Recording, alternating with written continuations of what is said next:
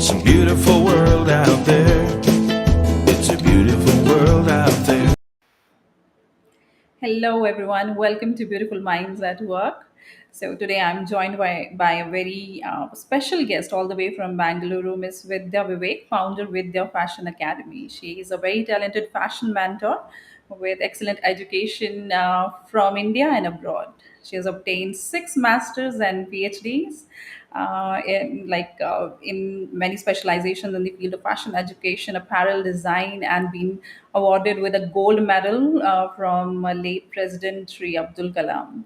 And she is also being India's first TR supermaster and director of TR Cutting School India in association with Shinghu Sato, Tokyo. She is an excellent mentor and guide for thousands of students all around the world. And today she mentors even many prestigious colleges and universities like NIFT, FDDI, Bangalore University, Sona Engineering College, PSG, GCU, and the list is very long. Welcome, ma'am. Welcome to Beautiful Minds. Thank you. Thank you so much. I'm so honored to be there on this platform. Thank you so much for choosing me for talking today. So let's start with your journey. Like, when did you decide that this is the field? Fashion is your passion. Like, when did you realize this thing? So basically, I'm from the science background. I quit medicine to pursue my dream of becoming a designer or I love fabrics, basically everything to deal with fabrics, the magic of converting that 2D fabric into 3D. So I thought I'm doing the same job of cutting and sewing, but not humans for humans. So that Mhm. brought a big passion. Back in 90s, there were not many schools that were giving so much of importance in the technological area of fashion studies. So we had to do just about costume designing courses and stuff like that, which was more majorly focused on clothing area rather than fashion area.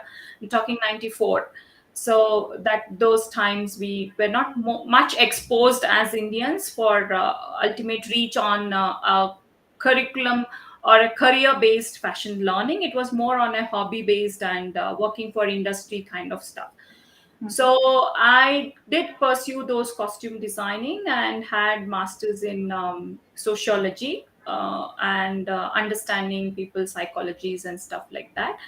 uh, Further on, I was more onto the education side of fashion, but I was also running my own brand, work from home kind, where I was helping those complex body types which were ready-mades don't fit well for them. So I was trying to help them with having their own style with the body challenges that they had to overcome them. So I used to do clothing for such people rather than doing everything. So those who find difficult for having clothes from the general market or ready-mades, they're complex in terms of heights or body types or complexities in terms of our body challenges. I would do clothes for them and on a personal note and give them. So I was not doing as a general boutique, what you call, but it was more on a specialized designs for people who required different approach for clothing. So apart from that, I was also into teaching segment. So that's the reason I'm into the academic, doing so many courses and having so many masters to give best for our Indian students as such. The journey started since 94. So it's Okay. been long decades. So more than 2 decades into the industry. And I'm more on the niche segment of fashion studies now. Previously, I was working for universities which were focusing on the career based on the industry segment of fashion, like working in the factories or retail segment or mass production concept. Now I'm more onto the niche segment of fashion because made to measure is more sustainable for me than made something to and wait for the buyer. So I would prefer making something more sustainable fashion. So I pursue more on that area, and I have more opportunities to design rather than dictate. So that is what one area. As an education segment, I did do a lot of courses from different universities across the world, and the finest ones I did in Europe. So I did TR Masters with Shingo Sato. I did subtraction cutting with Julian Roberts. I did study certain techniques with Enrico Battinier, who are experts in their areas and inventors themselves. And apart from that, I specialized on lingerie and bridal wear, which is called modellistica biti disposa in Italian. So I specialize on clothing like corsets and braceries and stuff like that. So for me, it was less in Indian curriculums to learn such kind of techniques. So that was my motto where I started in early, you can say early 2000s, where I felt that our Indian students require, apart from industrial training, they need to work something to be a more entrepreneurial level of learning and be masters of themselves to run their own show. So that's how I started my own school in 2011 with all the journeys that I worked with many designers or having those knowledges. Today, I run a school in India called Vidya Fashion Academy in Bangalore, where we are training students for the niche segment of fashion learning, like made to measure. And right from 0 degree to 4 degree of garments, you can say, that means next to skin to overcoats. We cater for all types of fabrics. Basically, I would say, in a simple words, we train to learn science to excel art. So that is what I would tell them. So if you just name the subject, we have it, but it is all focused toward fashion, whether it is chemistry, physics, maths, biology, geography, anything based on location. We talk about fabrics, we talk about the properties of fabric and its feasibility on clothing and anatomy of body, so how you can do cuts and stuff like that. And coming to the TR concepts, it's an actually architectural way of doing pattern making. So 3D garment construction, that you call a boxes coming up, or an origami that is we've been used to see on paper, we are doing it on the garments. So when you Okay. see human body is a 3D body, it is not flat. So Mhm. contouring them at the same time, also getting those designs in a very architecture way of approach with an engineering approach, it gives you very specified and precise fit and form to the clothing. So today, you can say with the God's grace, I've been mentoring faculties and students from various universities, from NIFT, NID, FTDI, Bangalore University. Also, I'm the BOS member for engineering fashion technology segment, where I've been constantly making a stress on changing our perception towards fashion in our country, because we think fashion is more like modeling, you need Yeah. to be like a model and stuff like that. Yeah. So for me, I had to change that. It's more like a profession rather than just modeling and visual understanding. It's our one of the basic needs, that you can say, when you say food, clothing and shelter. These the clothing comes in the main requirements of human being, isn't it? So that's there in our cultures, that's there in our day-to-day requirement. So it's more like a profession for me rather than just a visual understanding. For me, modeling is a second another segment of fashion industry, clothing is another segment of fashion industry, mass production is another segment. Similarly, it's a huge ocean of different areas. So when you talk about digital things, we have fashion there also. We have fashion everywhere, whether it is cars, watches, clothing, hairstyle, everywhere we have fashion. So each can go in different areas. So I picked up the technological part of it in making of clothes, and pattern making is my core, basically. So where I construct jackets, lingeries, or braceries, or jumpsuits, or you can say anything, like anything you name it. We work on the pattern development. We strongly believe that pattern is the main source of making any garment, because end of the day, the consumer wants a good fit and finish, rather than just the visual understanding of the design, because end of the day, they need to wear it, they need to feel the fabric. For me, fashion is more tactile rather than just visual looks. So that is That's my great. journey for 25 years now. A great journey indeed. And I like when I was reading in the article that you started with these preparation of dolls garment and all that Yes, for your yes. toys. So And yes, yeah. so as you understand, in the early 90s, like it's every girl's dream of dressing up those dolls, right? So that is where I explored myself, that I have an eye for this things of clothes whenever I would see something. But it was not like a career, it was more like a hobby for a, otherwise I'm a tomboy style, like riding bikes and stuff like that. But when somebody would ask me how to do this garment, so I would imitate that onto the clothes of the dolls and stuff like that. So I never thought I would be a designer at the early times, but initially my education was mainly focused on becoming a doctor.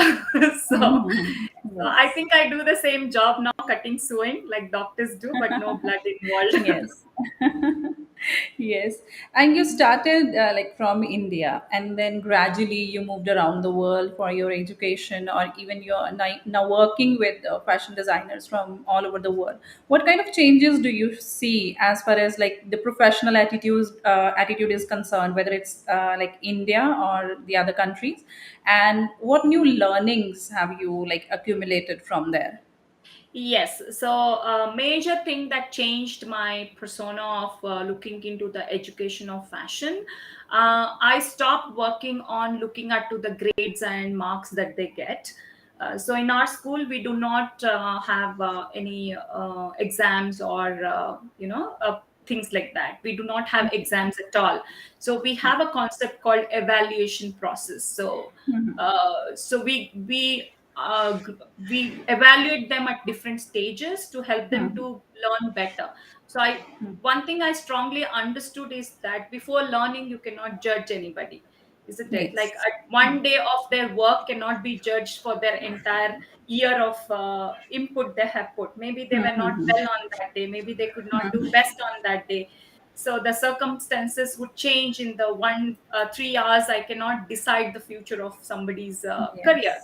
So we do not have that. That is what changed to me. I now don't strongly believe on marks or exams and stuff like that. I strongly believe on projects and work that they do, like it's a physical Yes. product that they make, rather than just doing exams and scoring Yes. high And marks. moreover, I feel it's more like a creative field. So it should be like people should be given time to explore their creativity. Yes, yes. So we do not have any marks that is worked on that. Only on their presentation skills we guide them. Every stage, every 3 months, we evaluate their works, and I would see that we can help them where to progress with their evaluation concept. We can tell them you lack in this area, so you have to put more effort on that area.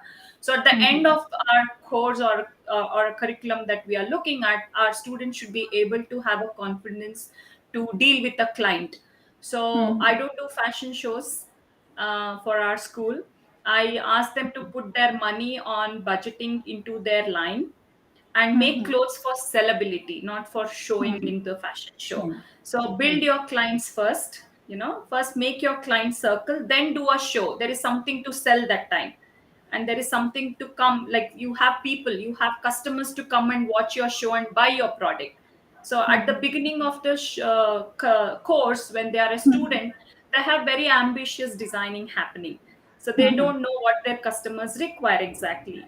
So after a period of time, I want them to do show, not immediately after the course they have finished. So after 1 year or 2 years, we bring back our alumni and ask them to make collections, call their own customers, to showcase new collections and new stuff like that. So then they have sales happening. I feel sales are more important than just having publicity, just having a clothing that you made and it is lying in your wardrobe. It is waste. If somebody wears it, it's the joy for a designer that yes, I designed that dress. That is more important for me. So I prefer any designer who wants to be as a fresher. I would like to say put a stall or collaborate with other stores, sell your products first before you make it into a big show or something like that. So invest money on selling, like you do ROI on your clothing, and then work on your fancy side of celebrity designing and stuff like that. So I do not support the first stage only as fashion show. I would like to do it on the third or fourth stage of their establishment of label. So you frequently visit like Milan, which is like a mecca for fashion designers and all. How has your experience been there, and what have you learned from there? I one thing was initially like culture shock, you can say, because I'm a very much South Indian. And Yeah. very first time when I met my mentor, they would walk around me and see how I've stitched this dress. Like basically, I wore sari, and they were astonished to see there are no stitches and seams. Uh, like first time they are looking at you with the sari, they were like, "How did you wear this? Where have you Yes. stitched it?" So yeah, Yeah. I had to tell them it's just a piece of cloth which is Yeah. wrapped around me in a style. So that was Yes. initial culture shock, but I would say that they are very warm, welcoming for anybody who are open to understand and do things. I did not know Italian when I went, but in the process of learning the course and curriculums and friends that I made there, my mentors who helped me with learning. So I'm not very good though, but I can communicate. I can read basically. Basically, I can read the Italian books for pattern understanding and use them for development. So it was nice, and yeah, every time I go, I learn something new. I meet new people. We understand better. I feel rather than seeing on internet or looking into the books and stuff like that, when you really experience something, it's a different knowledge that you acquire, which cannot be taken by anybody else. It's pure with you. And the tactile feeling of knowing things there, you touch, you see with your naked eyes, not like through somebody's photograph or Yeah. somebody's version. So you are exploring yourself. So that was very nice, and I had an opportunity to meet my classmates who are there from different countries as well, like from Florence or from Switzerland, like that. We met again in every time I go, I meet different friends. I go to their places. I get to explore like a localite, not like a tourist, because the friends are taking to places and things like that. Recently, there was a Dior, Christian Dior, Chanel, Coco Chanel's workshop in Florence. And I was getting constant update from my friend who visited that. She had an internship there from the school that she's working with. So we got to know about the inner circle stories that is happening in the designer houses, which is not usually in the public. So Yes. that is what you get, which is not published on YouTube or any other social medias. When you meet people, when you actually connect with them, the information that you get is much more valuable than just which is general information that you get otherwise. So that way it was very nice. And yes, there's a lot of difference when you consider about Indian acceptance of fashion to the international acceptance of fashion. Initially, I was very conscious about my skin tone or my body type in India. Yeah, I was made to feel that way. Because here I have seen that people think that, okay, what is this? She's looking like this. She's dark. She's huge than a model. Of course, how can she be a designer? Hello, I make clothes. I'm not a model. I make clothes for model, isn't it? Yes. So that perception changed for me when I did a lot of international things like that. So that is still there today in India, that I request many of us to change it. The perception of building up perceptions before you know the person is always there in India. That need to be a little changes. It With will gradually change with people like you who are there to showcase this thing that skin tone doesn't matter. So it will yes, gradually change, of course. see, see, And see. like, what's your message to the world around especially the young people out there who want to do many things? The planning is there in their mind, but they're afraid to take that first step. What do you want to tell So the them? first thing for this current zillennial generations, I would say that there is no shortcut for success. Okay, so there is no shortcut for anything. You might order in Swiggy or you might get in things, but you want to make your food, you have to do the process of cleaning to making.